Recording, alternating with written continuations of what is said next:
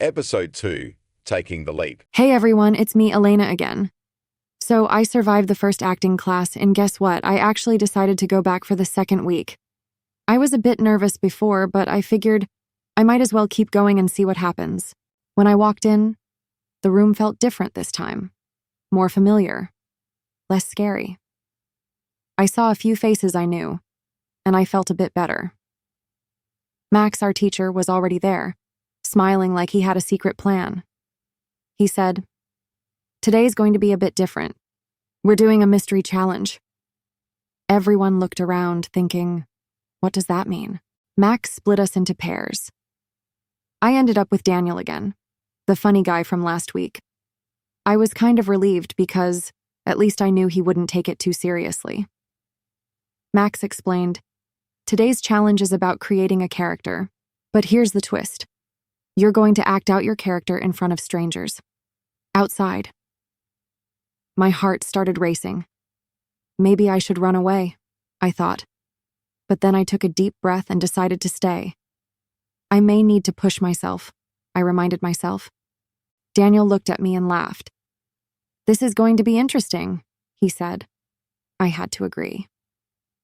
We stepped outside with the rest of the class, and Max gave us random costume pieces. I got a pair of big glasses and a chef's hat, while Daniel got a clown nose and a toy microphone. We had to create characters using these items, and Max gave us 10 minutes to come up with a short scene. We decided to be two chefs arguing about who makes the best sandwich. I was Chef Elena, and Daniel became Chef Dan, my rival. We started practicing, and I was surprised. I was really getting into it. I was yelling about my special sauce, and Daniel was pretending to taste it and making a funny face like it was terrible. It was so silly, but I couldn't stop laughing. After a few minutes, Max announced, "All right, time's up. Let's see these characters come to life. We're heading to the park." I couldn't really believe it. We were really going to perform in front of people. My nerves kicked in again, and I whispered to Daniel, "I might mess up everything?" He just grinned and said, "Me too. But that's the fun part." We got to the park, and Max found a spot near a group of people having a picnic. He nodded at us to start, so I took a deep breath and jumped into character. "Hello, everyone," I shouted. "I am Chef Elena, and I make the best sandwich in the world." I held up an imaginary sandwich, and Daniel interrupted, shouting, "No way, my sandwich is the best. But watch out, it has a secret ingredient." The people nearby started watching us and smiling. At one point, I pretended to take a bite of Daniel's sandwich and made a face like it was the worst thing ever. The kids in the park were laughing, and a few adults even clapped. I was shocked. I was actually having fun. I never thought I'd enjoy acting in front of strangers, but there I was, being silly and loving it. When we finished, Max clapped and said, "Great job, everyone. You all did amazing."